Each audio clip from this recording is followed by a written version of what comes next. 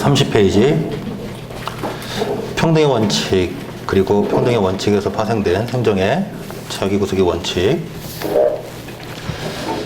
자, 평등의 원칙은 뭐 설명할 필요가 없을 것 같고요. 평등의 원칙에서 이제 파생된 행정의 자기구속 원칙에 관한 일을 보기 전에 거기 1번에 쭉 내려와서 나번만 한번 읽어보십시다. 평등의 원칙과 행정의 자기구속의 원칙과의 관계.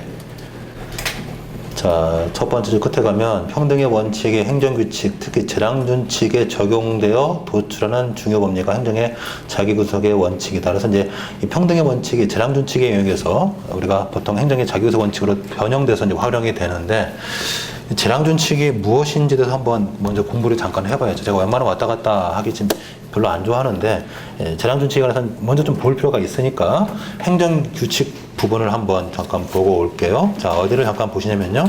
일단 69페이지, 아니 68페이지라고 보세요. 68페이지. 이번 판에 새로 집어넣은 것 중 하나인데,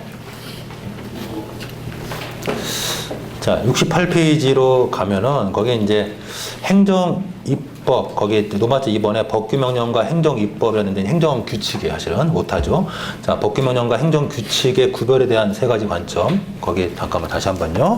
노마트 2번에 법규명령과 행정입법이 아니고 행정규칙이에요. 행정규칙. 이게 구별에 관한 세 가지 관점, 요게 있는데, 이것 때문에 여러분이 사실 행정입법만 가면 머리가 터지죠. 이 세 가지를 구분 안 하고 그냥 한꺼번에 설명하니까. 한꺼번에. 자, 일단 행정입법 쪽을 간단하게 잠깐만 설명하고 갑시다. 행정입법을 바라보는 관점이 세 개인 거예요. 관점 자체가. 이 세 가지 관점이 각각 다른데, 이걸 한꺼번에 책에서 쓰니까 이제 여러분이 머리가 터지고 혼동되고 헷갈리고 하는 거죠. 첫 번째.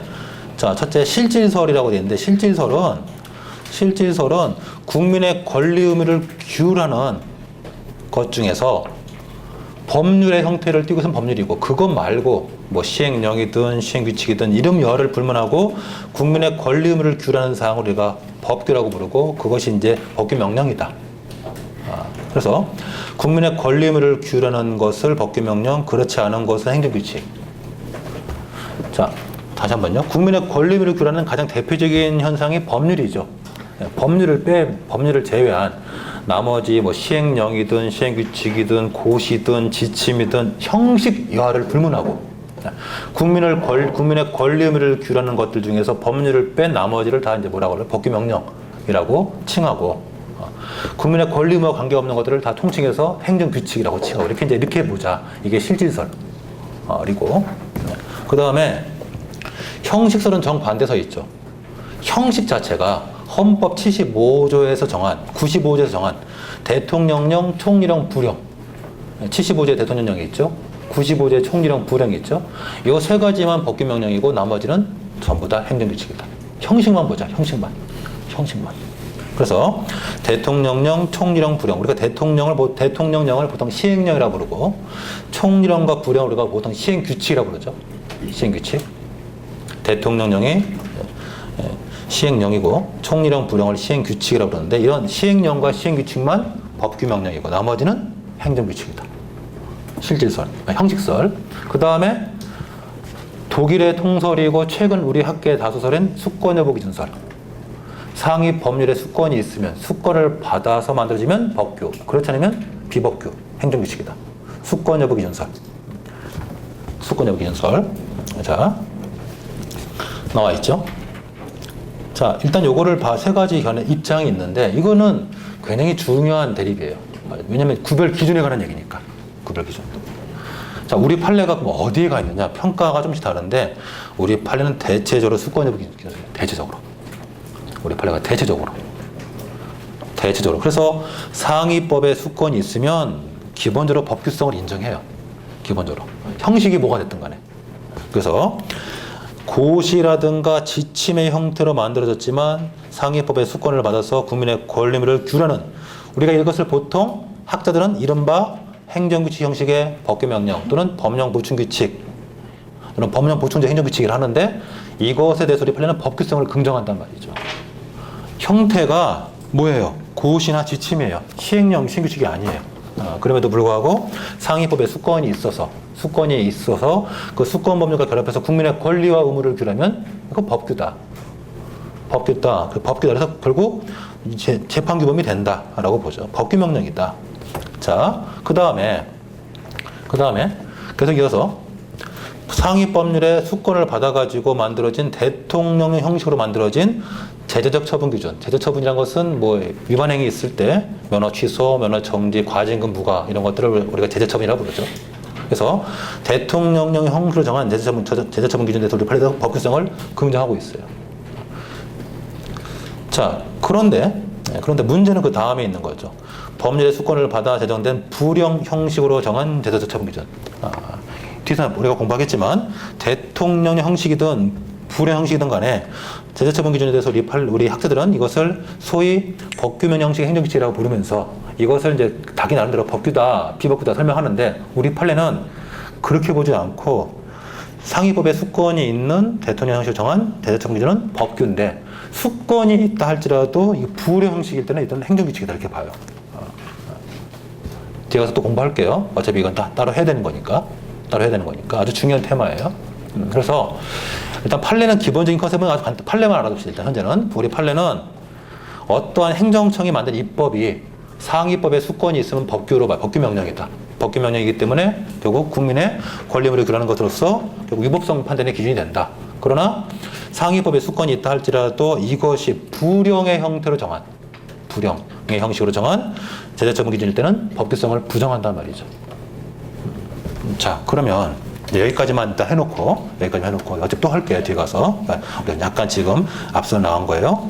자, 그러면 이 법규 명령하고 행정규칙의 차이는 뭐냐? 이것부터 한번 하고 가야죠. 우리가 행정입법에서 법규 명령하고 행정규칙을 구분하는데 이 구별의 시력은 일단 하나죠. 하나. 법규 명령이라는 것은 결국 국민의 권리나 의무를 규라는 즉 법규성이 인정된단 말이죠. 법규성이 인정된다는데 이 법규성이 인정된다는 것은 결국 재판규범성이 있다는 얘기고 재판규범성이 있다는 것은 한마디로 말하면 어떤 행위에 있어서 행위의 위법 판단의 기준이라는 얘기죠. 위법성 판단을 함에 있어서 기준이 된다는 얘기죠. 그게 법규 명령이고 행정규칙은 정반대죠. 법규성이 없기 때문에 재판규범성도 없고 위법 판단의 참고 자료일 뿐이죠. 기준이 아니고 단순한 그냥 참고 자료일 뿐이죠. 참고 자료. 일 뿐이죠. 네. 그래서 일단 우리가 요거를 먼저 정리해 놓으면 자 이제 앞으로 돌아오십시다. 30페이지 이제 우리가 이제 이 부분을 한번 해볼게요.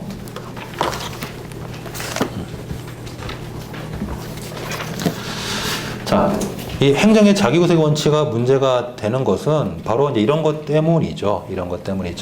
자, 33페이지를 먼저 문제를 풀어가면서 왜 이게 문제가 논점이 됐는지를 한번 생각해 보십시다. 33페이지. 자, 거기 2005년 행시 문제를 하나 써놨죠. 자, A행정청은 법 위반 행위에 대한 제재처분 기준, 제재적 행정처분, 위반 행위했을 때 뭐 면허 취소, 면허 정지, 과징금, 부과 한다 이런 것들이 우리가 제재처분이라 하죠. 이런 것들에 대한 기준, 제재처분 기준을 자 불형으로 만들어서 불형 동그라미 불형으로 만들었다. 불형 시행규칙이죠. 시행규칙 불형으로 만들어서 이를 건보 또는 인터넷상에 공표했다. 그 후 당행정청은 위 기준에 따라서 가백에 500만 원 부과했다. 그 기준에는 500만 원 부과하라고 됐었나 보죠. 그래서 기준에 따라 500만 원을 부과했다. 그런데 당행정청은 동일하게 법을 위반한 을에 대해서는 이 기준에도 불구하고 근거 법률에서 정한 범위, 근거 법률이 아마 800만 원 이하로 제재금을 부과할 수 있다라고 됐었나 보죠. 그래서 그 최대 한도로서 800만 원을 부과한 것 같아요. 그죠? 800만 원을 부과했다. 그러면 자, 이 800만 원 부과 행위가 근거 법률에 반하진 않죠. 이게 문제라는 거죠. 예. 800만 원 부과는 근거 법률에 반하지 않지만 뭔가 이상하죠. 왜 나만 이걸 부과하지? 왜 나만 달리 취급하지? 이거잖아요.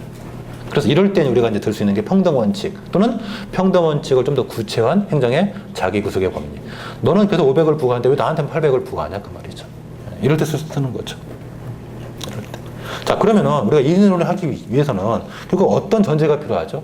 전제가 필요하죠. 거기 500만 원 제재금을 부과했는데 그 기준이 법규성이 없어야죠. 이게 전제죠. 다시 지금 좀 혼동 오신 것 같아요. 천천히 해봐요. 지금 여러분 딱 보시면 근거 법률에서 800만 원 이하의 과징 아마 제재금을 부과할 수 있다라고 돼 있기 때문에 아마 800만 원을 한도로 부과한 것 같아요. 800만 원 딱 부과했는데 얼핏 보면은 문제가 없죠. 근데 딱 다시 생각해 보니까 나만 달리 취급하고 있잖아요. 그렇죠?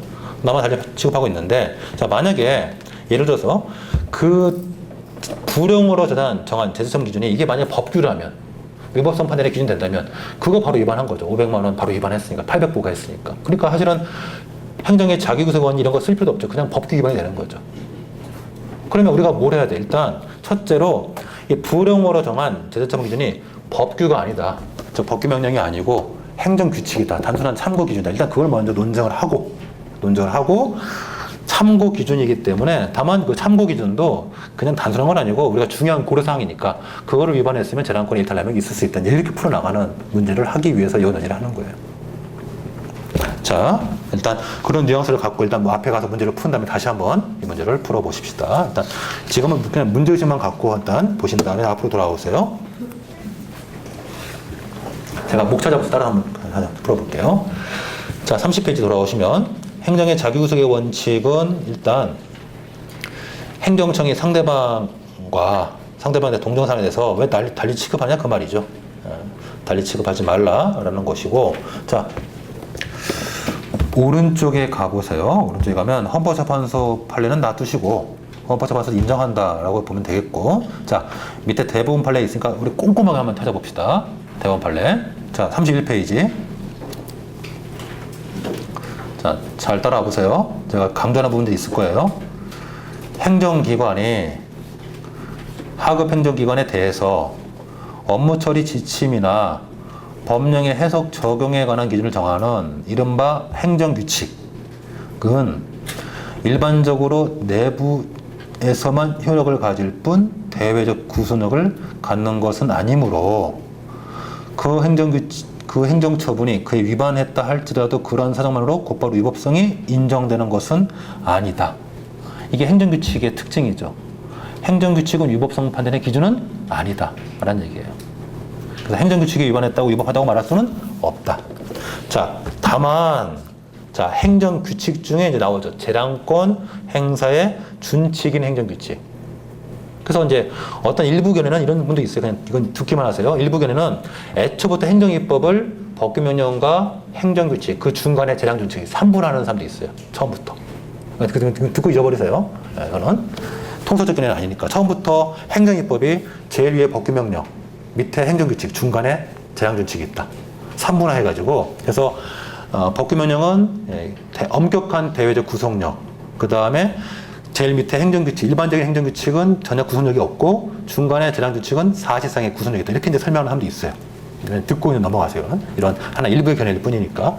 그러나 일단 우리 다수의 입장은 행정입법은 일단 둘로만 나눠요. 둘로 나눠가지고 법규명령하고 행정규칙을 구분하는데 다만 행정규칙 중에서 재량규칙은 좀 특징이 있다는 얘기죠. 그래서 이런 입장대로 설명합시다. 자, 행정규칙 중에서 재량권 행사의 기준인 행정규칙을 우리가 재량준칙이라고 부르죠. 이거를 우리가 줄여가지고 재량준칙은 자, 그 정한 바에 따라 되풀이 시행돼서 행정관행 동그라미 관행을 이루게 되면 관행을 요구하죠.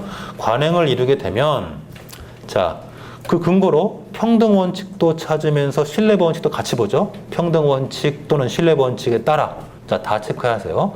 평등원칙 또는 신뢰원칙에 따라 일단 근거로 평등원칙뿐만 아니고 신뢰원칙도 찾고 있어요.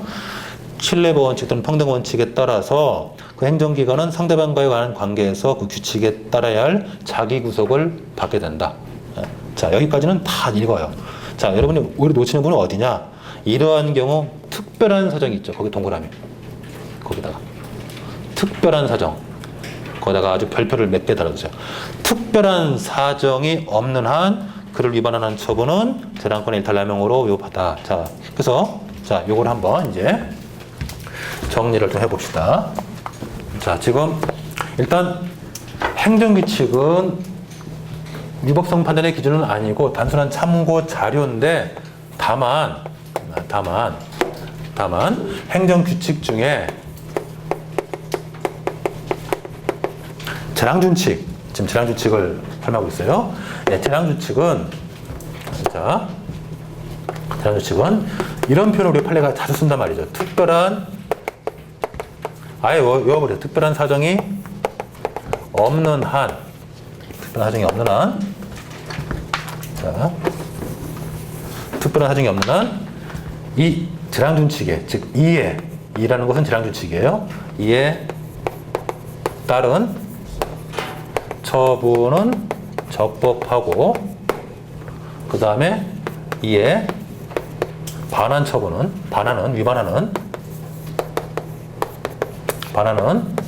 처분은 재량권의 일탈남용으로 위법하다. 이게 이제 우리 판례의 결론이에요. 우리 판례가 쓰는. 자, 이런 것들은 이제 학자들이 사실상의 구속력이라고 하는데, 자, 특별한 사정이 있으면 뭐예요? 이 구속에서 벗어날 수 있다는 얘기죠. 그러니까 이 말은 이 얘기예요. 재량준칙이 만약에 설정이 돼 있으면 그에 따라갔으면 적법하고 그에 반했으면 위법한 건데, 다만 예외적으로 뭐가 있으면 특별한 사정이 있으면 벗어날 수 있어, 다른 결정을 할 수도 있다는 얘기죠. 그러면 그런 특별한 사정은 누가 증명이 될까요? 당연히 특별한 사정을 주장하는 원고가 입증해야죠. 이걸 놓쳐요. 이거를 예를 한번 들어봅시다. 예를 들어봐요. 그러니까 예를 한번 들어볼게요. 그냥 편한 예를 한번 들어볼게요. 자, 어떤 위반 행위에 대해서 500만 원을 과징금 부과하는 관행이 있을 때 해봅시다. 계속 500만 원 부과했어요. 500만 원 부과하다가 저한테만 800만 원 부과했어요. 제가 이거 왜 이럽니까? 이제 반항하죠. 그러면서 주장하면서 지금 비례원칙이 아니랍니다.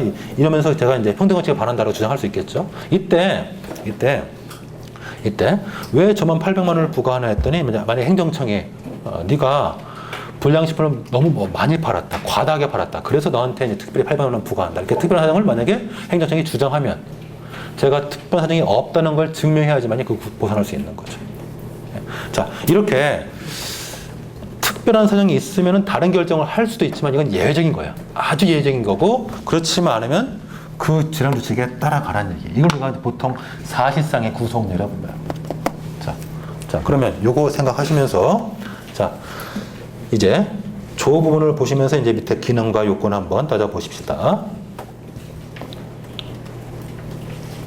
자, 일단 뭐 기능은 나중에 우리가 행정기법을 하면 될 것 같고, 자, 다음번에 요건, 아까 우리 판례에서 잠깐 봤는데 뭘 요구하죠? 우리 판례가? 관행을 요구하죠. 그거 꼭 기억하시면서 관행을 요구하죠. 네, 그래서 관행을 요구하는데 꼭 기억하세요. 그래서 관행이 꼭 있어야 된다. 선례가 있어야 된다. 우리 판례가 요구한 요건이에요. 그래서 다음번에 적은 요건 중에서 선례가 필요하냐? 우리 판례는 관행을 요구하기 때문에 선례가 반드시 있어야 된다. 그게 우리 판례의 입장이고, 자, 그래서 학설 중에는 뭐 관행이 필요 없다라는 견해도 있지만 우리 판례는 관행이 꼭 있어야 된다. 그래서 선례를 꼭 요구하고 있죠. 네. 그 다음에 라본에 가서 자기 구속의 한계는 불법의 평등을 인정할 수 없으므로 불법적인 관행을 요구할 수는 없겠죠. 뭐 그런 얘기가 되겠고. 자, 그럼 이제 그걸 바탕으로 오른쪽에 33페이지 문제를 한번 풀어보십시다. 지금 500만 원 제재금을 부과해 왔다가 나한테는 800만 원 부과했죠. 이거 지금 문제 삼고 싶은 거죠. 삼고 싶어요. 그러면 1번 문제. 의뢰 주장에 대해서 법원이 어떤 판단을 내릴 것으로 예상하는가? 1번 문제. 자, 뭐부터 풀어야겠어요? 제재금 부과 기준의 법적 성질을 먼저 써야 되겠죠. 그게 써야지만이 뭐 나올 거야? 그게 나와야지만이 제재금 부과 처분이 재량행위를 보는 거예요. 자, 다시. 그러니까 지금 여러분이 지금 이건 목차를 외울 게 아니에요. 제가 항상 저는 이제 여러분에게 행정법을 가르치는 게 아니고 행정법을 하는 법을 가르치고 싶어요. 행정법이야 그냥 책 보면 아는 거고 행정법 하는 방법. 엊그저께 제가 뭐 철학을 이렇게 뭐 좋아하는데 지나가다가 책을 보다가 칸트가 나는 뭐 철학을 가리키지 않는다, 철학하는 방법을 가리킨다, 뭐 감동을 받아가지고 야 이런 말들 하시는구나. 역시 철학자는 다르다 그랬는데.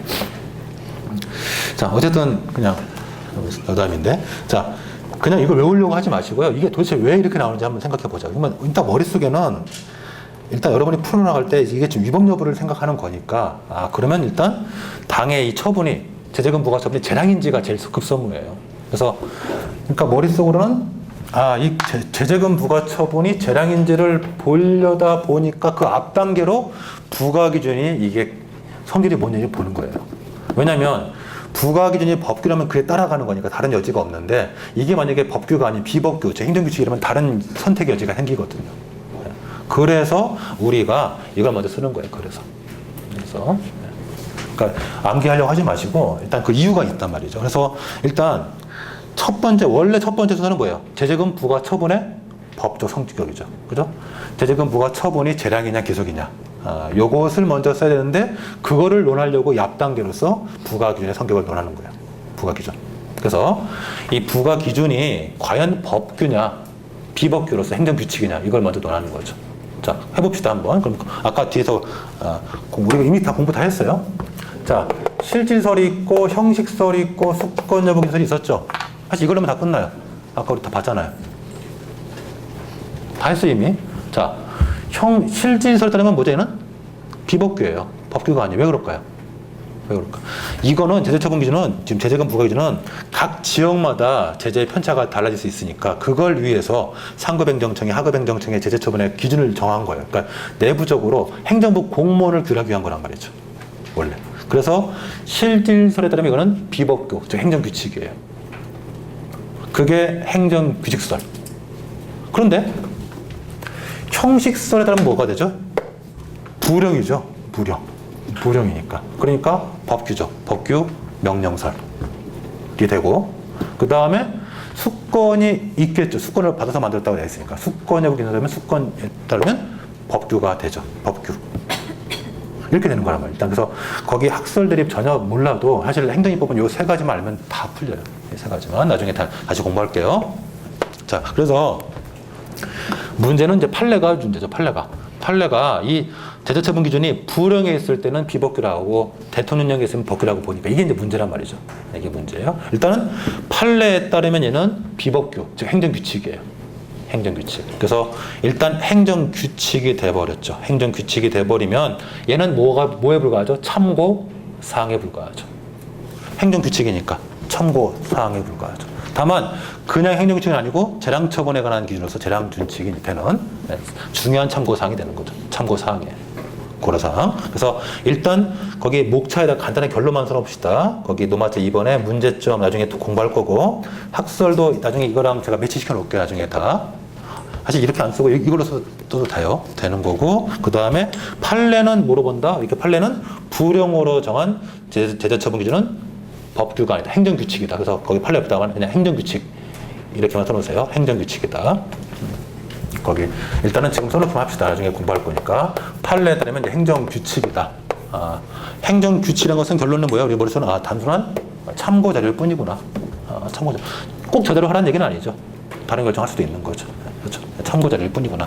그래서 그렇게 돼버리면 결국 이제 중간에 우리가 안 써놨지만 중간에 결국 우리가 뭐 가져갈 수 있어요? 제재 부과 처분은 재량행위예요. 재량행위. 그래서 이 근거가 되는 이 입법이 지금 행정규칙이라는 얘기가 중요한 참고사항일 뿐이니까 결국 제재금 부과 처분은 재량 처분이 돼요. 나중에 또 제가 계속 논쟁할 일이 있을 테니까 일단 지금은 듣기만 하시고. 그래서 재량 처분이 돼버린단 말이죠. 그러므로 저 노마트 3번에 가서 자, 우리 판례가 이제 나번에 있죠. 1번에 나번. 판례에 따르면은 부령 형식으로 정한 제재처분 기준에 대해서 우리 판례에 따르면 행정규칙을 보고 있으니까 결국 제재처분 기준 위반을 이유로 위법 여부를 판단할 수는 없고, 다만 나만 달리 취급하고 있으니까 이것이 행정의 자기구속에 반하는 거 아니냐, 평등원칙에 반하는 거 아니냐, 이거를 주장할 수 있게 된다. 이때서는 이게 주장이 가능하죠.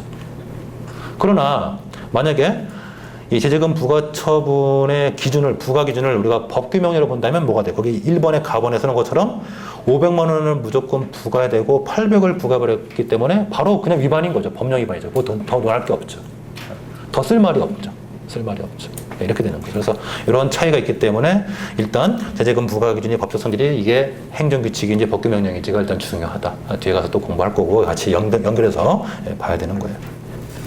자, 일단 이 정도 하시고 뒤에 문제가 많이 있으니까 또 그때 또 하도록 하십시다. 일단 여기까지만 할게요. 이 문제는. 자, 넘어가시죠. 자, 그 다음에 노마트 4번에 33페이지 부당결부금지 원칙. 어차피 행정법 위반처럼 계속 뒤에서 계속 나와요. 자,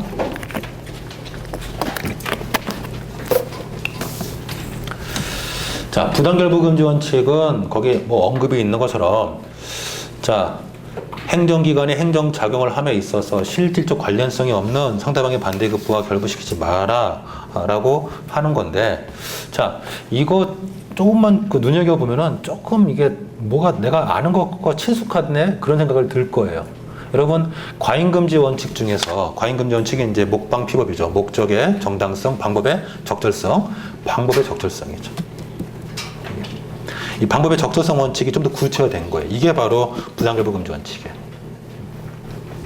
목적 달성하는데 적합한 수단을 찾아야 된다는 얘기예요.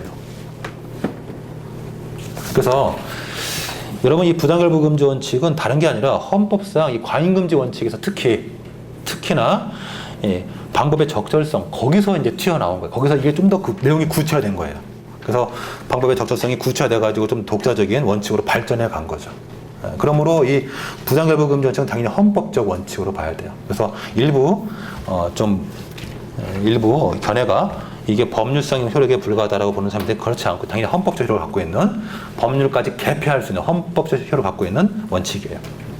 자, 그 다음에 넘어가 보십시다.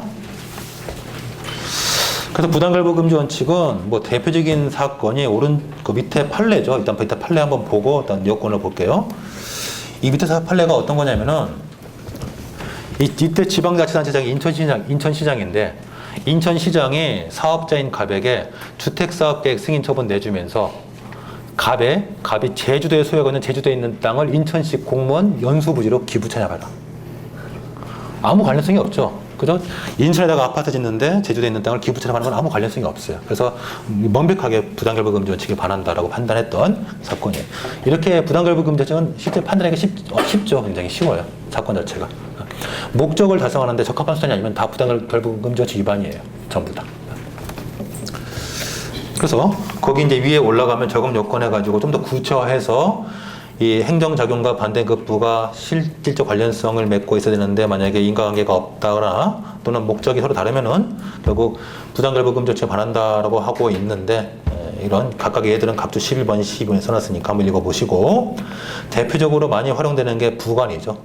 가장 많이 활용되는 부관. 그래서 부관의 경우에 있어서 이제 부관이 부당결부금지 원칙에 반하는 경우가 상당히 많이 발생하고, 거기 대표적인 판례가 바로 그 판례 한번 읽어봅시다.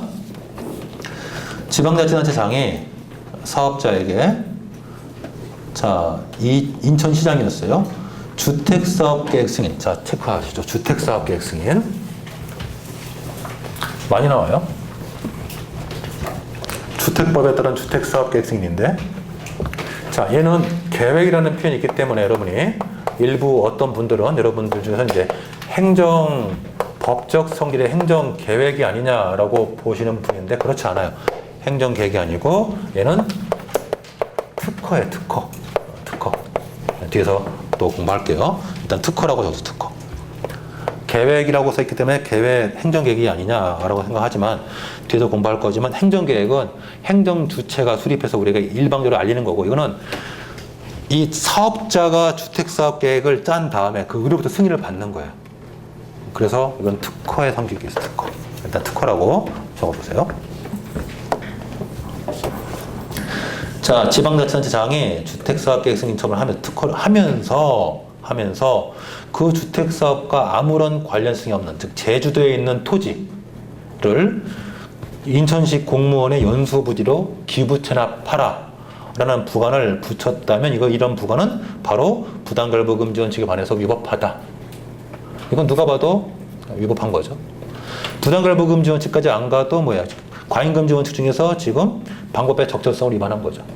그죠? 방법의 적절성을 위반한 거죠. 자, 그래서 글로 풀어도 되겠고, 그러나 부당결부금지 푸는 게 좋겠어요. 자, 그 다음에 또 하나 기억하고선 이것은 뒤로 가면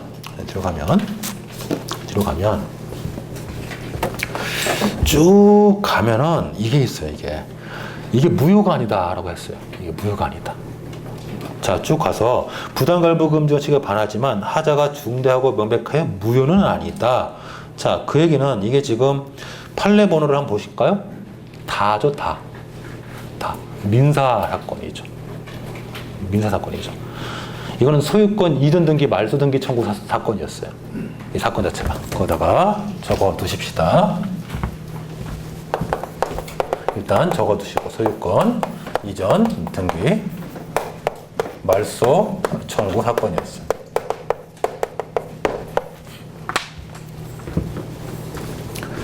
그러니까 이제 이랬던 거죠. 이게 사실 사건의 전말은 이랬던 거죠.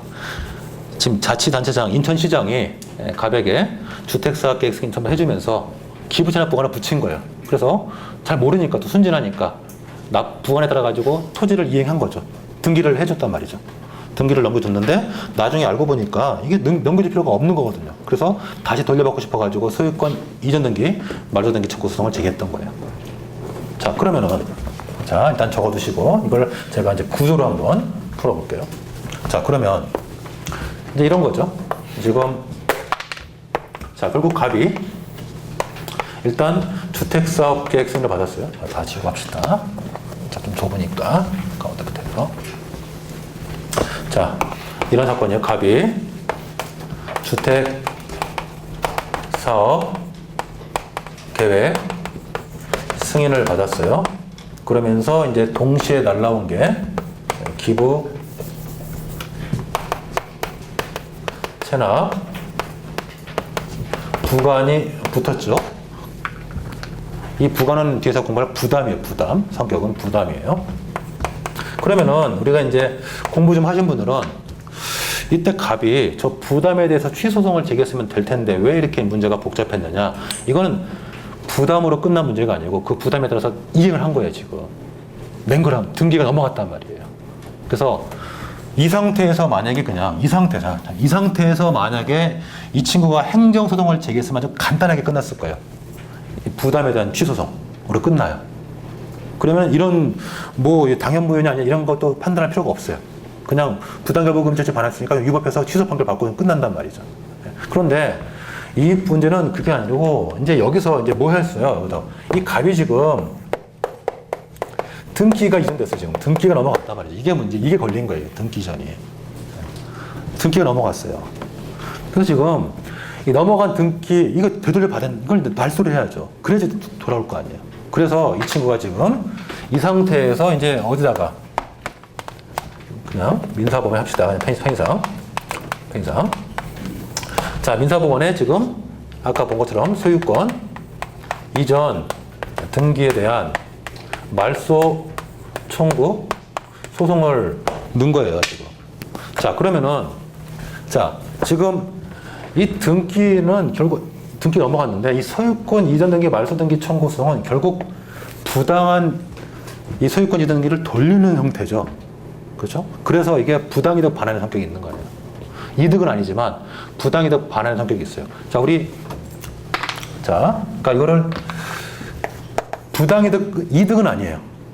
이 등기니까. 그렇지만 부당이득 반환의 성격이 있기 때문에 반환의 성격이 강하기 때문에 그래서 우리 민법 741조에 부당이득 반환 청구권 있죠? 그렇죠? 자, 한번 떠올려보시죠. 자, 민법 741조 부당이득 반환 청구권을 보면은 요건이 세 가지죠. 첫 번째, 법률상 원인 없이 그리고 이득, 그 다음에 손해, 뭐 인과관계를 쓸 수도 있고 그건 쓰지 않을게요. 법적으로 없으니까 여러분 쓰시면 되겠고. 자, 그러면은 이득 있고 손해 있죠. 뭐가 문제예요? 법률상 원인이 있느냐 없느냐. 이게 이제 걸린 거죠. 법률상 원인이 있느냐 없느냐. 자, 그러면 법률상 원인이 있냐 없냐는 것은 결국 급부를 보유할 원인이 있냐 없냐는 얘기니까 이건 결국 이렇게 행정처분이 문제가 행정처분이 시발점, 즉 계기가 돼서 나왔을 때는 두 가지예요. 첫째, 처분이 처음부터 당연 무효이거나 또는 해당 처분이 취소가 된 상태이거나 이럴 때 법률상 원인이 없는 거죠. 이럴 때 법률상 원인이 없는 거죠. 그럼 결국 포인트가 바로 이거였어요. 결국 해당 처분이 취소가 됐단 말은 없으니까 이 해당 처분이 당연 무효냐 아니냐 이게 이제 문제가 된 거죠. 무효냐 아니냐. 처분이 뭔데요? 요거 처분들이. 자, 그래서 이 기부채납 부담 요것이 해당 처분이 당연 무효냐 아니냐 이게 문제가 됐던 거예요. 그래가지고 이걸 따진 거죠. 판례가 여기서. 그래서 쭉 보면 이 부관의 하자가 중대하고 명백해서 당연 무효가 아니니까 무효가 아니다. 무효가 아니니까 뭐 이 소송 어떻게 됐을까요? 기각 판결로 끝났던 거예요. 기각 판결. 일단 결론 기억합시다. 그래서 일단 나중에 저런 문제를 한번 또 풀어볼 일이 있을 거고 뒤에 가서 이제 우리가 더 깊이 있는 내용을 더 검토할 거고 이 결론은 결국 부담결부금지원 측에 반하긴 했는데 다만 이 부담이 이 부관이 당연무효는 아니다. 취소 사유다. 무효는 아니다. 그래가지고 이 소송은 결국 기각 판결로 끝났던 사건이에요. 자, 근데 여러분 굉장히 불합리한 표현이 있어요. 중간에 좀 보십시다. 그래서 판례 결론 기억하시고 비판할 여지가 아주 많아요. 자, 중간 봐봐요. 그 판례 위법하지만 두 번째 주 다음부터 자, 지방자치단체장이 승인한 사업자의 주택사업계획 승인은 상당히 큰 규모의 사업임에 반해서 사업자가 기부 체납한 토지 가액은 100분의 1에 불과하다. 100분의 1에 불과하다 하지만 실제로 이게 실제 토지 가격이 12억 4천만 원이었어요. 이 당시에. 그러니까 이제 대법관들은 이제 12억 4천은 뭐 큰 돈도 아니니까 무시해도 된다. 뭐 이런 이제 시각인 거죠. 뭐 내가 어차피 이제 옷 벗고 나가면 100억은 버니까 이런 시각이었던 것 같아요. 예, 하여튼 이해가 안 가요. 그리고 12억 4천이 돈도 아니라는 것도 이해가 안 가지만 금액이 많고 적고 갖고 하자가 중대하다, 명백하다를 따질 수는 없단 말이죠. 하자가 중대한지는 법질서 전체 관점에서 따져보는 거고 그래서 중요한 법규범을 반했느냐 하지 않느냐 이걸 보는 거고 명백성은 일반인 관점에서 보는 거기 때문에 금액이 많고 적고는 하자의 중대성과 하등의 관계가 없어요. 그런데 그런 판시를 하고 있는 거예요. 금액이 얼마 안 된다. 금액이 얼마 안 된다. 그리고 상대방 이의제기하고 하자의 중대성과 무슨 관계가 있어요? 없단 말이죠. 그래서 이 판례는 어마어마하게 비판을 받는 거죠. 이건 뇌물 먹었거나 뭔가 있다 지금 뒤에. 왜냐면 이게 무효라고 안 볼 이유가 없거든요. 이건 누가 봐도 명백히 무효예요. 중단하자고 명백하자고. 근데 판례가 무효가 아니라고 했어요. 그러니까 기억해야죠. 그렇죠. 그래서 오른쪽에 2007년 입법고시 문제를 보세요. 학자들이 입법고시 문제 내면서 아주 그걸 문제 삼은 거죠. 처음부터 똑같은 문제 지금 주택사업 계획 승인 처분하면서 주택사업과 무관한 토지를 기부 찬합하도록 하는 부관을 부과한 경우 당해 부관이 위법하냐를 물어본 게 아니고 효력이 어떠냐. 이거 지금 판례를 비판하라고 이제 출제를 한 거죠. 그래서 그런 형태로 문제가 나온 적이 있었어요. 그래서 그 문제를 한번 풀어보십시다. 그러면 지금 여러분 칠판에 써놓은 것과는 좀 다르죠.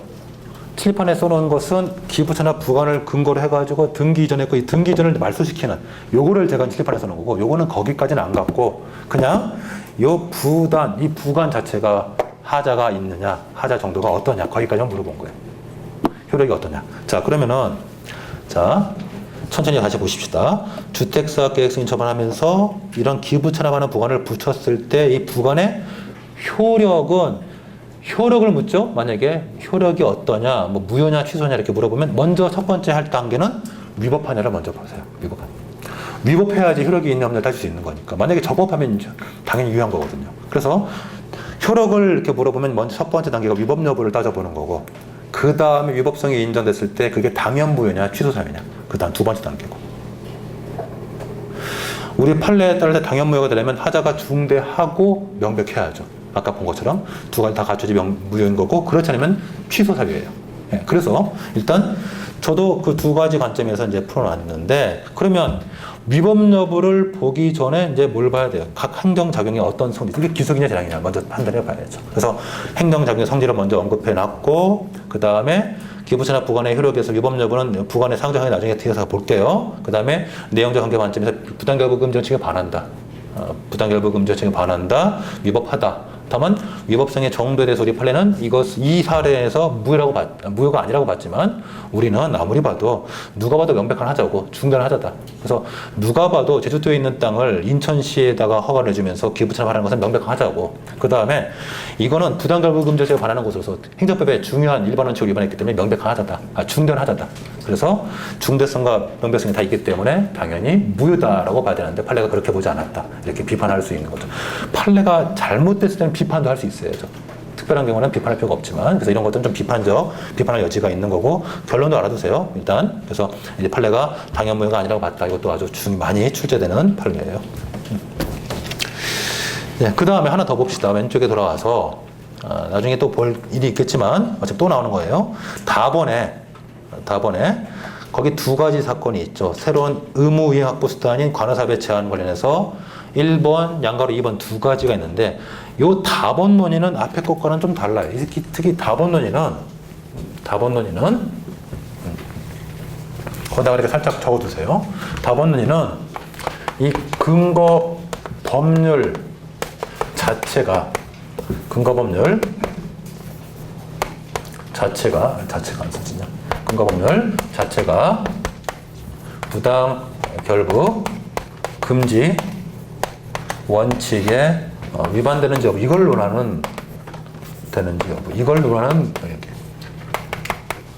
우리 보통 지금까지 이제 본 거는 행정 처분이 뭐 행정법 위반 원칙으로서 비례 원칙 또는 뭐 평등의 원칙, 신뢰 원칙에 반하는지를 봤다면 앞에 것도 마찬가지였는데 요 지금 다번에 나와 있는 요거는 이 근거 법률 자체가 부당결부금지에 반하는지 이게 문제되는 거죠. 어차피 부당결부금지 원칙이 헌법상 원칙인 비례 원칙, 즉 과잉금지 원칙에서 파생된 원칙이기 때문에 당연히 부당결부금지 원칙 위반 여부를 따져볼 수 있죠. 네, 그렇게만 적어두시고 뒤에 가서 세부적인 얘기 또 나오니까 그때로 일단 패스해 두십시다. 자, 넘어가죠. 여기까지가 행정법의 일반 원칙에 관한 얘기였어요. 자, 36페이지로 가봅시다. 자, 한시름 문제도 왔습니다. 가장 어려운 거 좀 지나갔고. 자, 그 다음에 이제 36페이지 가면은 이제 행정상의 법률 관계에 관한 얘기가 설명이 있는데, 이거 뭐 다 읽지 마시고요. 뭐 다 읽어보면 좋긴 한데, 뭐 복잡하시면, 오른쪽에 37페이지 표만 보세요. 이게 제 논문에서 갖고 온 거라서 아마 글이 좀 길고 그럴 거예요. 그래서 일단 오른쪽 넘어가서, 필요하시면 그 각주 14번에 제 논문이 그 이제 검색이 가능하고 제 카페도 있으니까 한번 뭐 받아가서 보지 마세요. 뭐하러 봐. 머리 아프게. 보면 머리만 아플 거고. 재개발 재건축은 이러면 머리 진짜 아프기 때문에 뭐 혹시 관심 있는 사람 아니면 보지 마세요. 그러나 수업 시간에 설명할 거야 아마. 자, 일단 넘어가시고 다음 필요 없고 그걸 정리한 게 이제 그렇죠. 표. 이거 한번 보십시다. 표 37페이지. 이렇게 길게 있을 때는 다 뭐 표로 항상 정리하죠. 자, 사법상의 법률관계, 공법상의 법률관계를 구분해서 사법상의 법률관계 민사소송, 공법상의 법률관계는 행정소송이냐 구분해야죠. 그죠? 구분해서 그 공법상의 법률관계가 국가의 우월적 지위가 인정되는, 즉 권력작용, 공권력의 행사 또는 불행사는 우리가 보통 권력작용이라고 부르죠. 권력작용.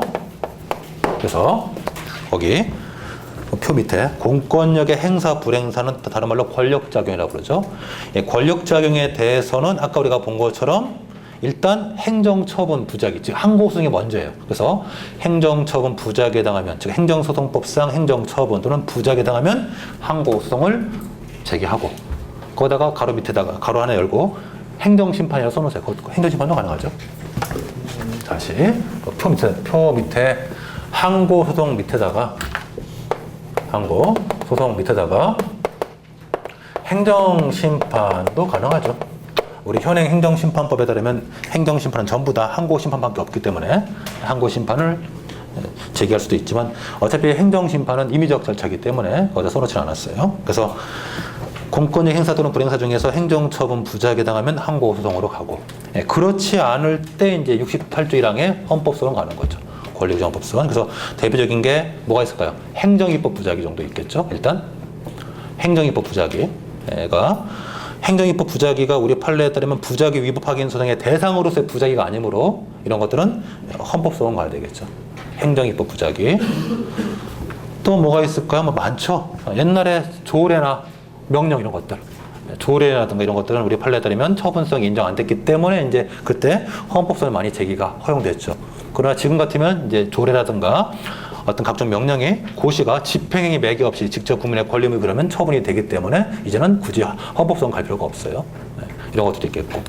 그 다음에 검사의 불기소 처분 이런 것들도 일단은 권리구제 헌법소원 영역이죠. 항고소송 제기할 수 없고 별도의 구제 절차가 있기 때문에. 그렇죠. 그러나 그 구제 절차인 재정 신청이라는 것이 기본적으로 굉장히 구제 확률이 낮기 때문에 그래서 우리 헌법재판소가 헌법소원을 제기를 허용했었죠. 뭐 이런 것들이 여기에 관련성이 있겠네요. 자, 어쨌든 이 항고소송과 헌법소원 관계를 잘 또 우리가 판단해 봐야 되고 이 영역이 여러분 항상 이 영역이 왔다 갔다 하는 거죠. 예를 들면 항고소송의 영역이 너무 넓어지면 넓어질수록 헌법소원 영역은 좁아지는 거죠. 이런 관계 서 있죠. 그렇죠. 항상 이렇게 좁아지는 관계 서 있어요. 그래서 이 관계가 항상 영향을 받고 있고 그 다음에 오른쪽 칸에 하나 더 가면은 공권력의 행사 불행사 즉 권력작용이 아닌 그 밖의 공법상의 법률 관계를 우리가 학자들은 보통 이걸 관리작용이라고도 칭하죠. 관리작용이라고 칭하죠. 그래서 이 관리작용에 해당할 때는 당사자소송으로 가게 돼 있어요. 그래서 행정소송은 이제 항고소송과 당사자소송 이 두 가지가 행정소송이죠. 그리고 헌법소원 중간에 있고 이렇게 관계가 구분이 돼 있어요. 그래서 이 구분을 잘 해가지고 우리가 어떤 행정작용을 딱 봤을 때 그 행정작용이 어디에 해당하는지를 딱 판단한 다음에 적합한 수단을 찾는 것 이게 이제 행정법이죠. 여러분이 어떤 분쟁을 딱 받아봤어요. 분쟁을 받아봤는데 이 분쟁이 이 영역 중에 어디에 해당하는지를 잘 판단해서 이거를 잘 배분하는 게 이게 행정법이에요. 사실은. 자, 일단 그렇게 생각하시고 이 표를 잘 기억해 두시면 좋겠습니다. 자, 넘어가시죠.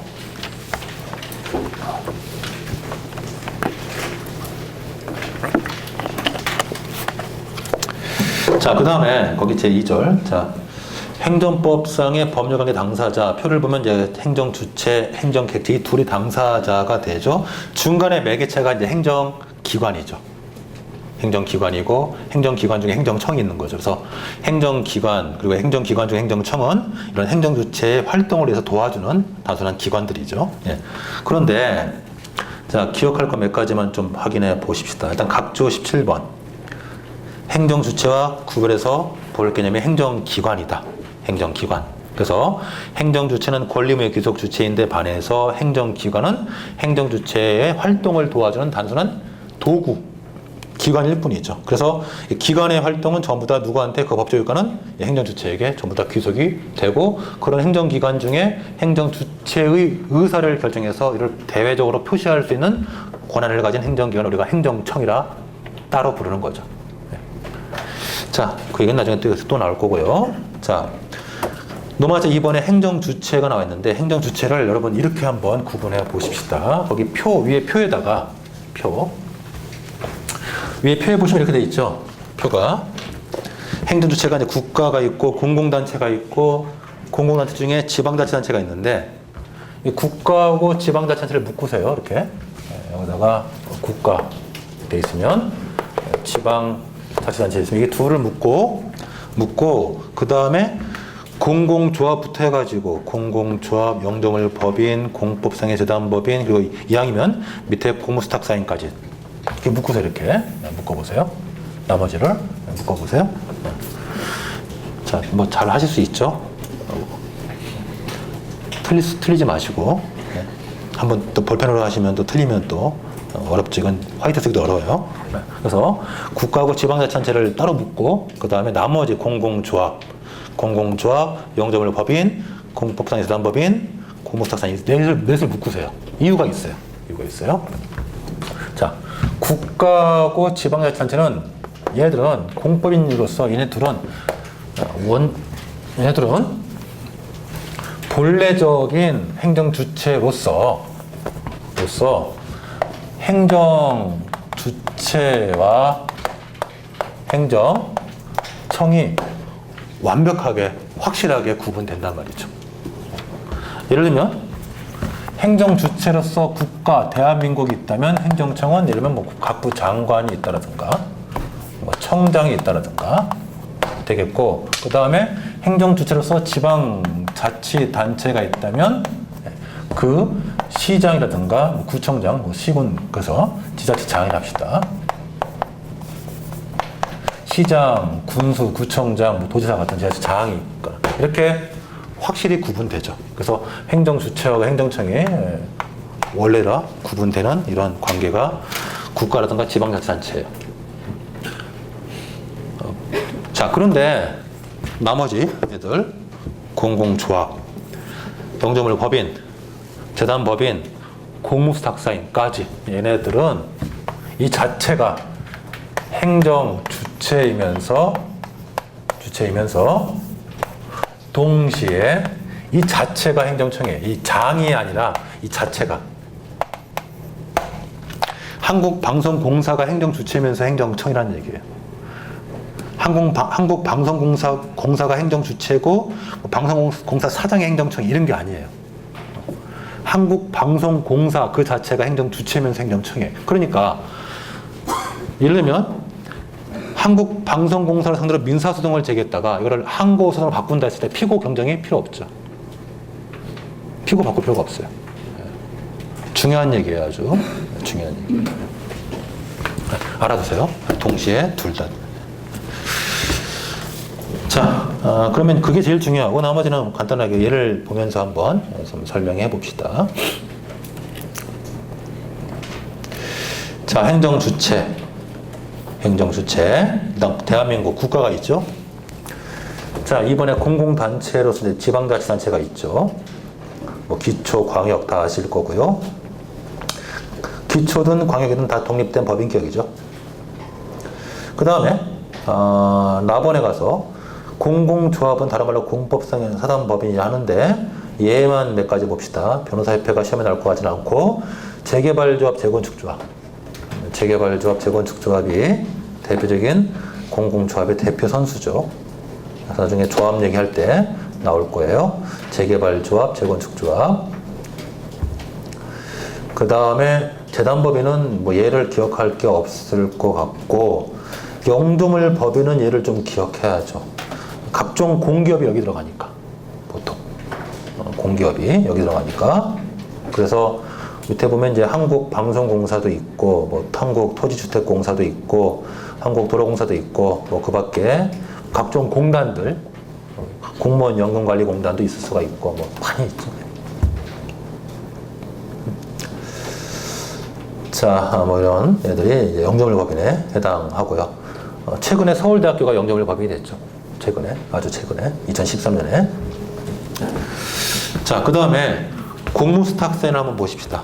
공무수탁사인은 일단 개념 보시고 관련 법조문 먼저 좀 확인해 보면 좋겠어요. 공무수탁사인, 사인인데 이 사인은 누굴까요? 사인은 자연인 아니면 사법인. 사법인이죠. 그죠? 공법인은 절대 공무수탁사인 안 돼요. 최근 판례 중 하나 있어요. 나중에 공부할 거예요. 공법인은 공무수탁사인 못 돼요. 사인이란 그 사인은 사인, 즉 자연인 아니면 사법인. 그래서 공무수탁사인은 공인정사무로 위탁받아서 자신의 이름으로 처리하는 행정주체로서의 사인, 자연인 또는 사법인. 그래서 대표적인 예가 거기 네 번째 줄에 걔는 꼭 기억해야죠. 공공사업의 사업 시행자로서 토지 수용권 행사하는 민간기업들. 우리가 임대아파트 등을 만들기 위해서 민간기업이 토지를 수용하고 거기다가 아파트 짓는단 말이죠. 이럴 때 민간기업이 공무수탁사인의 성격을 갖는 거죠. 자, 철거를 행정청이 하기 위해서 철거 용역회사한테 맡기는데 이거는 이 철거 용역회사는 공무수탁사인이 아니에요. 사인이 아니에요. 용역회사는 단순한 보조인일 뿐이고 그래서 공무수탁사인이 되려면 그자의 이름으로 어떤 행정처분을 직접 할 수 있어야 돼요. 자, 일단 그래서 그 대표적인 예로 네 번째 줄 꼭 기억해 두세요. 토지 수용권 행사는 사인, 사기업, 민간기업. 자, 꼭 봐두시고 그 다음에 두 번째로 이제 양가로 이번에 구별 개념에서 공의무 부담 사인이라는 놈이 있는데 이 구별 개념도 중요하지만 더 중요한 것은 거기 나와 있는 원천징수행위가 처분이 아니다. 이게 더 중요한 판례예요. 그래서 일단 그거부터 먼저 보고 왜 공무 부담 사인이 공무 사인이 아니죠? 그 다음 단계를 보도록 하십시다. 자, 일단 아무것도 모르는 상태에서 그냥 판례만 바로 보세요. 판례. 우리 원천징수 하는 경우들이 많죠. 특히 이제 뭐 일반적으로 뭐 저 같은 경우 말고 일단 보통 직업 뭐 월급 받는 자들, 월급 받는 소득군들은 이제 원천징수를 많이 당하죠. 그렇죠? 자, 그러면은 원천징수하는 소득세 같은 경우에 있어서 자, 포인트가 있네요. 납세 의무자의 신고. 이제 저는 이제 신고 납부 방식을 취하고 있는데 저는 관계가 없고, 납세 의무자의 신고나 과세 관청의 부과 결정 없이 자, 포인트는 법령이 정하는 바에 따라서 자동적으로 확정된다. 자, 원천징수 소득세는 의사 표시가 개입될 여지가 없다는 얘기죠. 그냥 자동적으로 이미 확정됐다는 얘기예요. 자, 우리 아까 행정소송법 2조에 따라서 행정청의 행위가 처분되려면 행정청이 행하는 구체적 사실에 관한 법집행으로서 공권력의 행사라고 하는데, 이 공권력 행사는 결국 의사표시예요. 의사표시. 자, 그러면 자, 보자고요. 원천징수 소득세는 법령이 정하는 바에 따라서 세액이 자동적으로 확정되는 것이므로 의무자는 확정된 세액을 그냥 가져가기만 하면 되죠. 계좌 이체하면 된단 말이에요. 계좌에서 그냥 뽑아가기만 하면 된단 말이에요. 자, 그러면은 결국 네 번째 줄, 그의 원천징수 행위는 이게 행정청의 행위라 할지라도 법령에서 규정된 납부 의무를 단순히 이행만 시키는 그냥 사실행위로서 이행에 불과한 것이지 공권력 행사가 아니다. 의사표시가 개입될 여지가 없다는 얘기예요. 의사표시가 아니라는 얘기죠. 즉 행정청의 어떤 행위에 의해서 비로소 권리 의무가 생기는 것이 아니고 이미 발생된 권리 의무를 그냥 집행하는 것에 불과하다는 얘기예요. 그래서 행정처분이 아니다. 이게 더 중요한 판례죠. 결국 과세관청의 원천징수 행위는 처분이 아니다. 왜 처분이 아니다? 기억하셔야 돼요. 왜 처분이 아니에요? 이게 과세관청의 원천징수 행위를 통해서 비로소 과세 의무가 생기는 게 아니고 이미 생긴 과세 의무를 그냥 집행만 한 것뿐이란 말이죠. 그래서 처분이 아니다 라고 본 거죠. 이게 더 중요한 판례예요. 기억하시고 그렇다면 두 번째 단계. 그렇다면 이 과세관청의 원천징수 행위는 결국 뭐 자신의 독자적 이름을 처분하는 게 아니죠. 그냥 가져가는 것 뿐이죠. 그래서 우리가 이런 사람들을 공의무 부담사인이라 부른다는 얘기죠. 행정법적으로. 자, 읽어봅시다. 이제 본문을 볼게, 이제. 이따 판례 다 봤으니까. 그래서 읽어보죠. 소득세법상의 원천징수물을 지는 자라든가 또는 석유 비축 의무를 부담하는 사인을 말하는데, 이런 애들은 의무는 갖는데 권한이 없어요. 자신의 이름을 처분할 권한이 없어요. 그냥 집행만 하는 거죠. 의무만 집행하는 거예요. 세금만 가져가고 석유만 비축하는 거예요. 그래서 공무수탁사인과는 구별된다. 그래서 요거는 이제 학문적 의미고, 여러분이 실제적으로 중요한 것은 첫 번째 제가 설명했던 이 원천징수 행위가 처분이 아니다. 요거 먼저 더 기억해야 돼. 자, 그 다음에 넘어가서 행정의 보조인 나와 있는데 뭐 대표적으로 이제 철거 용역회사를 기억하시면 되겠죠. 철거 용역회사 기억하시고요. 자, 이제 노마트 3번에 법률 관계에서 양가로 가번에 행정주체하고 공무수탁사인 관계는 위임관계가 성립하니까 우리가 위임의 법리에 따라서 공무수탁사인은 비용 청구권이 있겠고, 그 다음에 행정주체는 지휘 감독권이 있겠죠. 예, 그건 당연한 거고요. 자, 나번에 이거 보십시다. 나번에 이 부분이 또 기억할 거 많네요. 공무수탁사인과 일반 국민과의 관계. 이 공무수탁사인 일반 국민과의 관계에서는 행정심판법 또는 행정소송에 의해서는 행정청의 지위를 갖죠. 행정청. 자, 예를 한번 들어볼게요. 이걸 바탕으로 해서 이런 문제가 아마 가능할 수 있어요. 예를 들어서 자, 지금 대한민국 너무 거창한가요? 서울시 합시다. 서울시가 어떤 뭐 아파트 회사예요. GS 건설을 할게요. 대표적으로. 자, 건설 회사에게 지금 토지 수용권을 위탁했어요. 넘겨서 GS건설이 뭐 갑에 토지를 이제 수용을 하다가 이어서 이제 각종 수용을 함에 있어서 여기다 이제 각종 하자가 발생했다 해봅시다. 자, 그러면은 이 수용에 대해서 취소를 구하는 소송을 제기하고 이것 때문에 손해가 발생했다 했을 때 갑이 손해배상으로서 국가 배상 청구 소송을 제기한다 했을 때 이제 각각의 피고가 문제되는 거죠. 그래서 위 같은 경우는 누가 피고다? GS건설 회사가 피고가 된다는 얘기죠. 이유가 뭐 때문이에요? 행정소송법 제2조 때문이죠. 행정소송법 13조는 행정청, 처분을 행한 행정청이 피고라고 하고 있는데 거기 조문에 있죠. 거기 책에 2조 2항에 따르면 이 행정청에는 누가 들어간다? 공무수탁사인이 포함된다. 거기 마지막에 있죠. 이 법을 적용함에 있어서 행정청에는 법령에 따라서 권한을 위탁받은 행정기관, 공공단체 및 그 사인도 포함된다. 이게 사인이 공무수탁사인이죠. 그래서 이때는 GS건설이 항고소송의 피고가 되는 거고, 그 다음에 이제 국가배상을 청구할 때 이 수용행위 때문에 내가 손해가 발생했다. 그래서 배상을 청구하겠다. 이때 배상을 청구할 때 이때 피고는 GS건설이 아니고 서울시가 되는 거죠. 서울시. 그게 국가배상법 제2조죠. 국가나 지방자치단체는 이게 배상 주체가 되겠고, 공무원 또는 공무를 위탁받은 사인, 이 공무수탁사인도 국가배상법상 공무원이죠. 국가배상법에 있어서는. 그래서 이런 공무원 또는 공무를 위탁받은 사인이 직무집행하면서 고의 또는 과실로 법령 위반해서 손해를 입혔을 때는 누가 배상 주체인 국가 또는 지방자치단체가 배상하라. 지금은 사무를 위탁한 서울시가 배상 주체가 돼가지고 국가배상 청구 소송의 피고가 되겠죠. 이 정도가 이제 출제가 될 수 있는 영역이에요. 그래서 밑에 항고쟁성, 손해배상 써놨으니까 읽어보시면 되고, 특히 이 손해배상에 대해서 최근에 어떤 학자들이 이에 대해서 이제 이 조문이 뭐 잘못됐다 비판한 분이 있는데 뭐 그런 거는 무시하시고요. 이대로만 보시면 되겠고, 오른쪽에 행정규칙까지 보시면 되겠습니다. 오늘 여기까지 하십시다. 오늘 첫날이니까 이 정도 하시고, 내일은 주관적 공권부터 해서 그 다음에 이제 특히 내일은 이제 핵심이 신고가 있으니까 신고 부분 54페이지 신고 좀 열심히 봐주셨으면 좋겠고, 그 다음에 행정입법 오늘 간단하게 했는데 행정입법에 관한 얘기를 쭉 할 거예요. 그래서 내일은 행정입법에 관한 얘기가 어디까지입니까?